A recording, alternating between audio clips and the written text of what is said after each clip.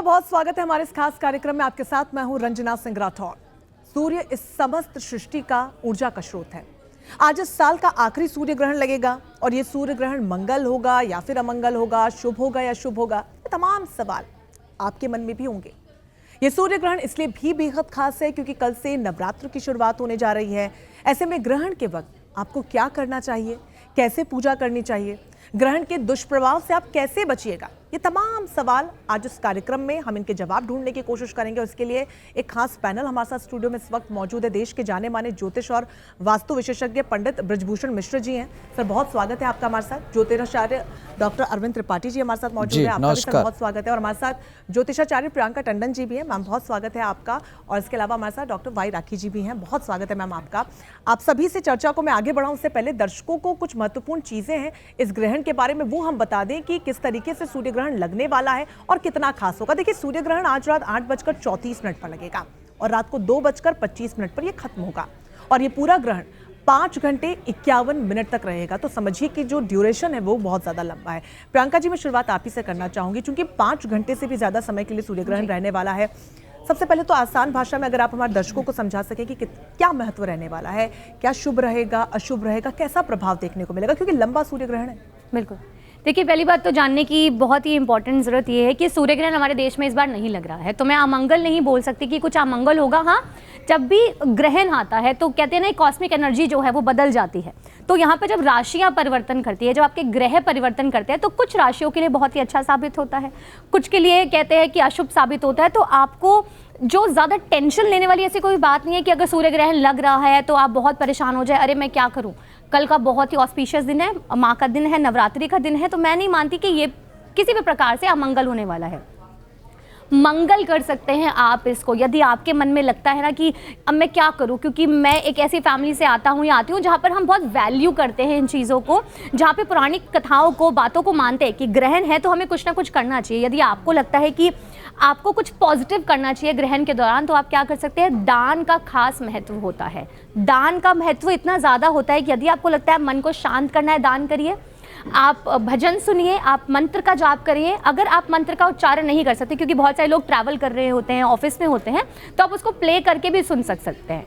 तो प्ले करके सुनेंगे तो उसकी जो कॉस्मिक एनर्जी है, हर एक म्यूजिक की भी एक थेरेपी होती है, तो वो एनर्जी आपको बहुत ही लिफ्ट अप करती है आपकी एनर्जी को। और अमंगल यहाँ पे मुझे होता हुआ नहीं नजर आ रहा, क्योंकि अगर हमारे देश में ग्रहण लग रहा होता तो मैं बोलती कि हाँ कुछ अमंगल है। डरने वाली कोई बात नहीं है। राशियों में थोड़े से उतार चढ़ाव यहाँ पर आ सकते हैं, तो मिक्स एनर्जीज मुझे यहाँ पर नजर आ रही हैं। तो बिल्कुल, क्योंकि आखिरी भी है और दूसरा सूर्य ग्रहण भी, तो लोग थोड़ा सा डर रहे थे कि चलो खत्म हो जाता है, कुछ अमंगल भी होने वाला, लेकिन आपने यहाँ पर थोड़ा सा निश्चिंत हमारे दर्शकों को कर दिया है कि चलिए कुछ अमंगल नहीं होने वाला। लेकिन ब्रजभूषण जी, बहुत ज्यादा महत्वपूर्ण राशियों का पूरा खेल भी होता है। कोई भी प्रक्रिया या कोई भी घटनाक्रम हमारे देश में होता है, चंद्र ग्रहण हो, सूर्य ग्रहण हो, एक विशेष प्रभाव लेकर आता है तमाम राशियों के लिए। तो ये जो राशियां हैं, इन पर क्या कोई प्रभाव पड़ेगा? जी पड़ेगा। सबसे पहले मैं बता दूं कि सूर्य ग्रहण लगता क्यों है। जब सूर्य और पृथ्वी के बीच चंद्रमा आ जाते हैं तो सूर्य ग्रहण लगता है। इस बार सूर्य ग्रहण 14 तारीख को 8:33 से लगेगा रात्रि में और 2:25 तक, 15 तारीख की 2:25 तक रहेगा। इस समय सूर्य ग्रहण लगेगा। उस समय सूर्य कन्या राशि एवं चित्रा नक्षत्र में रहेंगे। तो सबसे ज़्यादा जो प्रभावित होगा राशि वो कन्या राशि, क्योंकि कन्या राशि में ही सूर्य ग्रहण लगेगा। अब हम बात करेंगे, चूँकि सूर्य ग्रहण जो लगता है इसके ऊपर, राशियों के ऊपर इसका प्रभाव 15 दिन से 1 महीने तक पड़ता है और देश पे इसका प्रभाव 3 महीने से 6 महीने तक पड़ता है। तो 15 दिन बहुत ही सेंसिटिव होता है राशियों के ऊपर, इसका पॉजिटिव निगेटिव दोनों तरह का प्रभाव पड़ता है। लेकिन अगर कुंडली में मेरी अच्छी दशाएं चल रही होती है तो कोई डरने की ज़रूरत नहीं होती है। अगर मेरी बुरी दशा चल रही होती है तो ग्रहण के दौरान हम पूजा पाठ मंत्र करके हम इससे बच सकते हैं। अब पहले हम बात करते हैं शुरुआत से मेष राशि। मेष राशि वालों को पुरानी चल रही बीमारी से छुटकारा मिलेगा। लोन को लेकर चल रही परेशानी दूर होगी। मेष राशि वालों को अपने खर्चों पर नियंत्रण रखना चाहिए। ग्रहण के समय सुंदरकांड का पाठ करना चाहिए। जय माँ काली। वृष राशि, प्रेम संबंध को संभाल कर रखना चाहिए। अपनों से इस समय धोखा मिल सकता है, सतर्क रहना चाहिए। धन लाभ के प्रबल योग बने हुए हैं। ग्रहण के समय श्री सूक्तम का पाठ करना चाहिए। जय माँ काली। मिथुन राशि, अपनी माता के स्वास्थ्य का ध्यान रखना चाहिए। अचानक धन लाभ हो सकता है। खाने पीने पर नियंत्रण रखना चाहिए। मिथुन राशि वालों को ग्रहण के समय सिद्ध कुंजिका स्तोत्र का पाठ करना चाहिए। जय माँ काली। कर्क राशि, कर्क राशि वालों को कॉन्फिडेंस में कमी हो सकती है। किसी प्रकार का इस समय रिस्क नहीं लेना चाहिए। कर्क राशि वालों को सूर्य ग्रहण के समय शिव तांडव स्तोत्र का पाठ करना चाहिए। जय माँ काली। सिंह राशि, सिंह राशि वालों को अपने रिश्तों को संभाल कर रखना चाहिए। सिंह राशि वालों को सूर्य ग्रहण के समय आदित्य हृदय स्तोत्र का पाठ करना चाहिए। जय माँ काली। कन्या राशि, कन्या राशि वालों को अपने स्वास्थ्य का ध्यान रखना चाहिए। अपने दाम्पत्य जीवन को संभाल कर रखना चाहिए। कन्या राशि वालों को सूर्य ग्रहण के समय दुर्गा चालीसा का पाठ करना चाहिए। जय माँ काली। तुला राशि, तुला राशि वालों को धन लाभ के प्रबल योग बने हुए हैं। मुकदमों में आपको जीत मिल सकती है। कर्ज से छुटकारा मिल सकता है।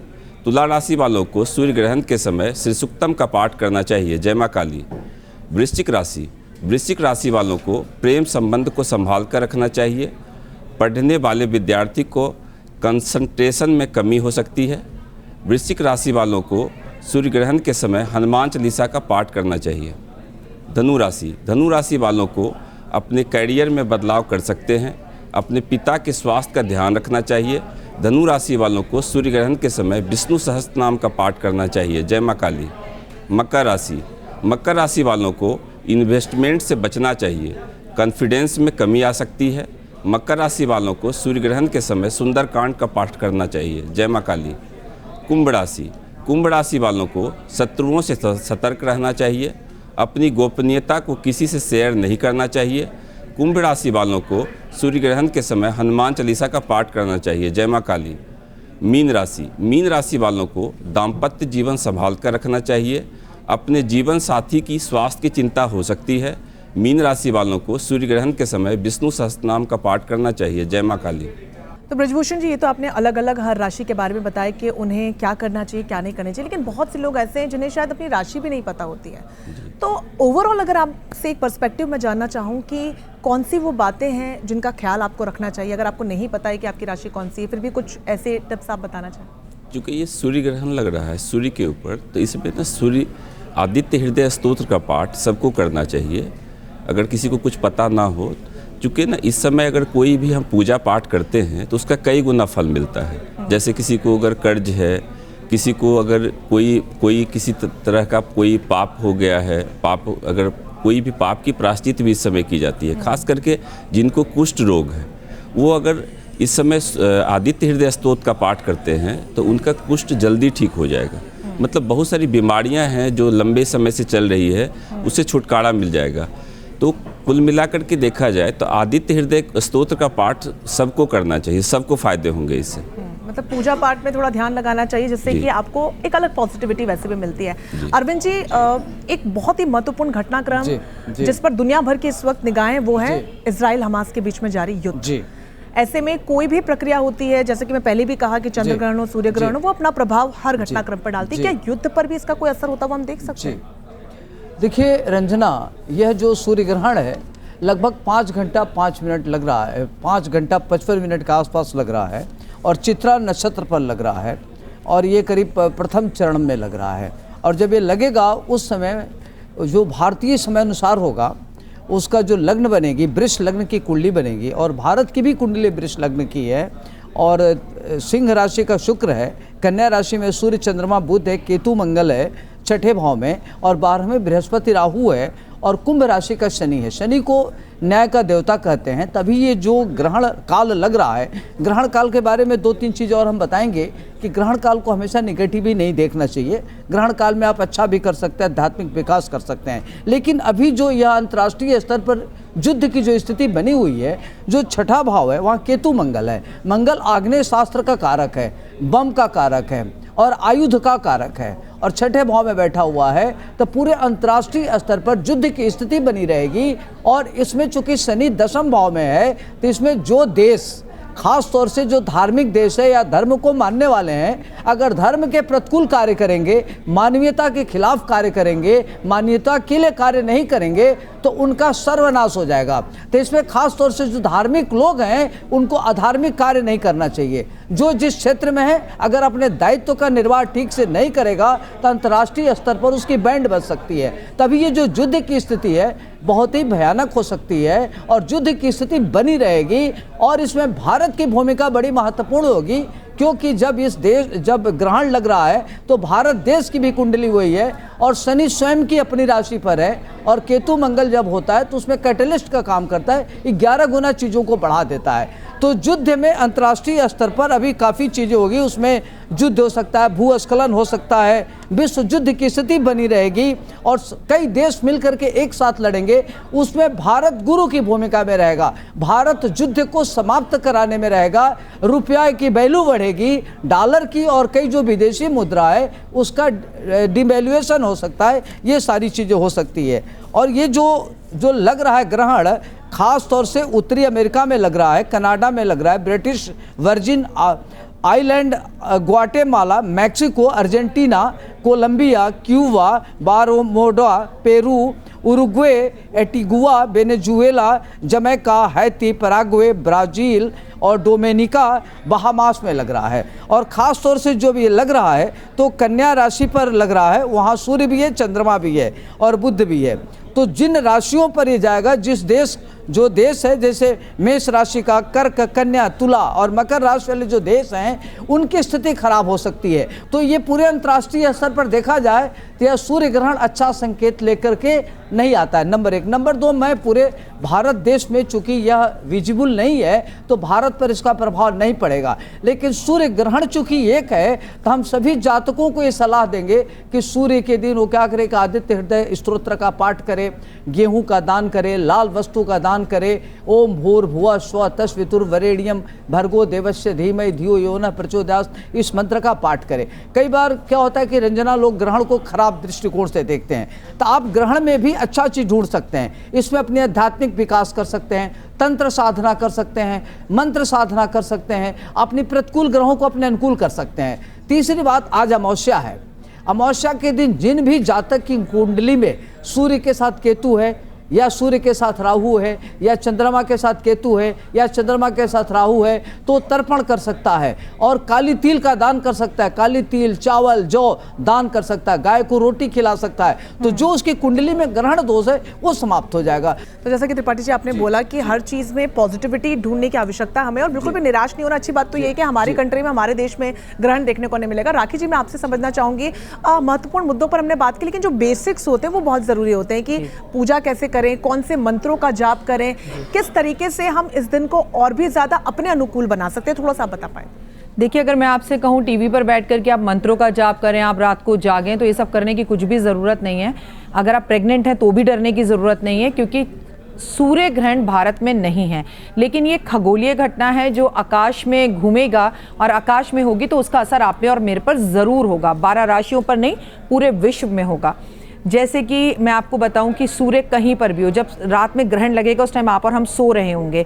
अगर आप प्रेग्नेंट हैं तो आपको कोई पूजा पाठ करने की ज़रूरत नहीं, आप आराम से सोएं। सबसे बड़ी बात तो आज ये है कि आज अमावस है, हमारे पितृ विदाई हो रही है, हमारे पितृ आज जा रहे हैं, तो आप शाम के टाइम पर उनके जाने के लिए अपने घर के आंगन में, अपने घर के दरवाजे पर एक दिया जलाएं। उन्होंने कहा ये अग्नि, ये प्रकाश हम आपको दे रहे हैं और जो भी दान आज हमसे बन पाया वो हमने किया। आप हमें आशीर्वाद देकर जाएं कि सब अच्छा हो, पितृ आशीर्वाद देकर जाएंगे तो सब अच्छा होगा।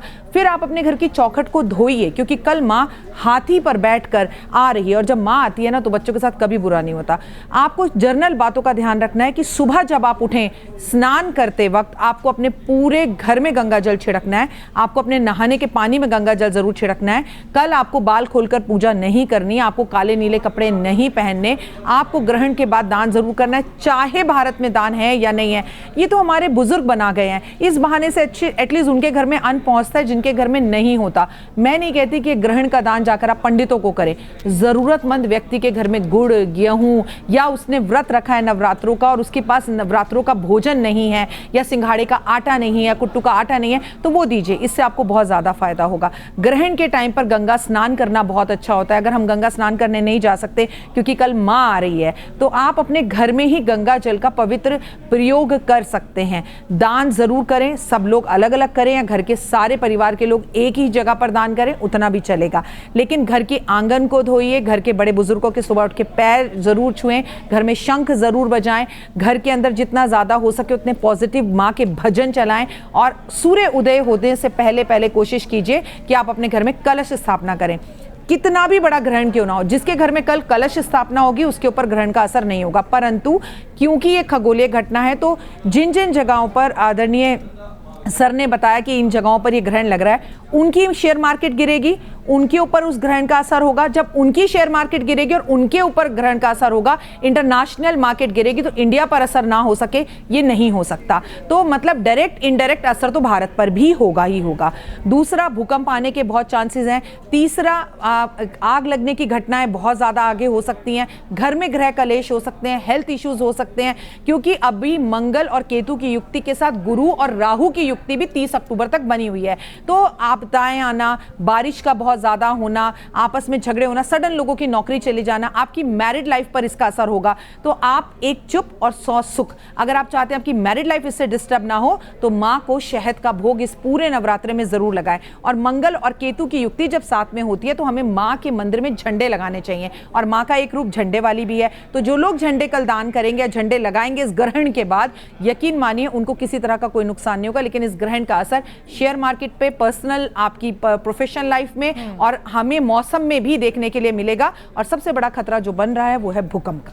बिल्कुल, और जिस तरीके से प्राकृतिक आपदाएं भी देखने को मिल रही हैं, खतरा तो है ही। त्रिपाठी जी, आपने प्राकृतिक आपदाओं का भी जिक्र किया और युद्ध का लगातार हम इसलिए जिक्र करें क्योंकि कई कंट्रीज, कई देशों के नाम आपने गिनवाए हैं, तो क्या उन पर इस तरीके की कोई अप्रिय घटना होने को लेकर, खासतौर पर जो युद्ध चल रहा है उसको लेकर भी क्या कुछ डूज एंड डोंट्स हैं उसके? जी देखिए रंजना, केतु और मंगल कहते हैं कि कुजवत केतु और शनिवत राहु, तो जब भी केतु के साथ मंगल होता है और मंगल चूंकि छठे भाव में है तो मंगल अग्नि का कारक है, भूमि का कारक है, युद्ध का कारक है, आयुध का कारक है, कंस्ट्रक्शन का कारक है, निर्माण का कारक है, छठे भाव में बैठा हुआ है। तो जितने देशों में, कम से कम 1 दर्जन देशों में यह ग्रहण लग रहा है। तो जो ग्रहण लग रहा है और साथ में बृहस्पति राहु गुरु चंडाल योग भी बना रहा है, तो अंतर्राष्ट्रीय स्तर पर बड़ी ही अस्थिरता रहेगी, अनिश्चितता रहेगी, युद्ध की स्थिति बनी रहेगी, तनातनी बनी रहेगी।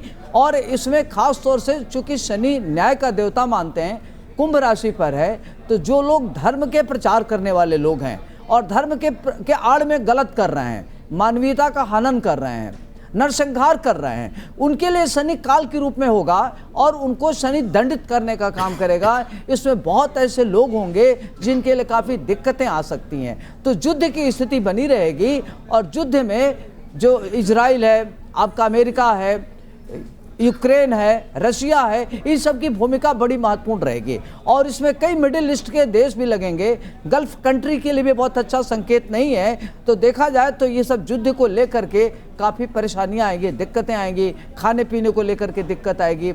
इसमें भूस्खलन होगा, जो भूस्खलन का केंद्र बिंदु हो सकता है वह हिमालय के आसपास हो सकता है, नेपाल हो सकता है, अफगानिस्तान हो सकता है। और 6 घंटे से लेकर के 6 महीने के अंदर लगातार भूकंप आती है, घटनाएं होंगी, ट्रेन दुर्घटना हो सकती है, आग्नेय शास्त्र की घटनाएं हो सकती हैं, तो बहुत सारी घटनाएं, दुर्घटनाएं होगी।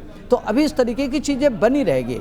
लेकिन हम लोग अब इसमें चूँकि ग्रहण है, अब ग्रहण काल ये एक प्राकृतिक घटना है, खगोलीय घटना है, ये इसको होना ही होना है। तो हम इसको क्या कर सकते हैं कि जो हमारा सूर्य है ऊर्जा का स्रोत है, तो हमारे सूर्य पर ग्रहण है, तो हम जब पूजा पाठ करते हैं तो जो हमारे प्रकृति की ऑरा मंडल है थोड़ी पॉजिटिव होती है, तो हम पूजा पाठ कर करके नेगेटिव ऑरा को पॉजिटिव में कन्वर्ट कर सकते हैं, जिससे हमारे सूर्य से होने वाली कोई भी घटना, दुर्घटना न हो। जाते आते एक महत्वपूर्ण सवाल प्रियंका जी आपसे लेना चाहूंगी, क्या करें और क्या ना करें, अगर आप बेसिक से आसान भाषा में बता पाए। देखिए, क्या करें और क्या ना करें, आपको क्या करना है अपनी मेंटल पीस के लिए, जैसे कि मैम ने बताया कि मानसिक तनाव बहुत ज़्यादा रह सकता है और ये होगा भी, क्योंकि जब भी कोई ऐसी घटना होती है, देखिए जब वॉर्स होते हैं, लड़ाई होती है, चाहे हमारे देश में नहीं हो रहा, लेकिन हम मानसिक रूप से उसको एक्सेप्ट कर लेते हैं कि हमारे देश में तनाव पैदा हो रहा है, हम भी उसका एक हिस्सा बन जाते हैं। हमारे परिवार में भी हम सोचते हैं कि हमारे साथ तो नहीं हो जाएगा या जहाँ रह रहे हैं वहाँ तो नहीं हो जाएगा। सबसे इम्पोर्टेंट जो है दान करना बहुत ज़्यादा महत्वपूर्ण है। अपने घर की साफ सफाई करें, कल सुबह उठकर आप स्नान करें, गंगा जल जरूर छिड़के। आपको कम से कम 1 महीना तो आप एक रेगुलरली मंत्रों का जो उच्चारण है या तो वो करें या तो उसको आप डेली लाइफ में ज़रूर यूज़ करें कि आपकी मेंटल पीस बनी रहे, क्योंकि जब आपकी मेंटल पीस बनी रहेगी उससे बहुत सारे काम होते हैं। पहला, आपके झगड़े नहीं होते, आपकी तबीयत खराब नहीं होती, आपके घर में जो शांति है वो बनी रहती है, क्योंकि दान पुण्य पाठ पूजा हवन का इतना ज्यादा महत्व है कि वो सारी नेगेटिव ऊर्जा को जो है खत्म करता है। तो जितना हम ये कर सकते हैं, धार्मिक कार्य कर सकते हैं, उतना ही पॉजिटिव मुझे लगता है कि रहेगा। बिल्कुल, बहुत ज़्यादा ज़रूरी है कि आप स्ट्रेस्ड आउट ना रहें। तो प्रियंका जी, बखूबी आपने बताया कि मेंटल पीस का स्टेबल होना बहुत ज़्यादा ज़रूरी है। देखिए, लोग फिजिकल हेल्थ पर ध्यान देते हैं, लेकिन ये जो तरीके हैं, खासतौर पर मंत्रोच्चार करने से, पूजा पाठ करने से मेंटल पीस बना रहता है। आप सभी का बहुत शुक्रिया हमारे साथ जुड़ने के लिए। प्रियंका जी, ब्रजभूषण जी, राखी जी, अरविंद जी, तमाम महत्वपूर्ण सवालों के आसान भाषा में आप लोगों ने जो जवाब दिए हैं, उम्मीद है कि हमारे दर्शकों ने बखूबी सुना होगा और आप अपनी जीवन में उसे उतारेंगे भी, क्योंकि जहन में सवाल तो सभी के होते हैं और हम अपनी जिम्मेदारी को समझते हैं। इसलिए खास पैनल को हमने आज अपने बीच में बुलाया और कोशिश की कि सूर्य ग्रहण से जुड़े हर सवाल का जवाब खोजें और आप तक पहुंचाएं।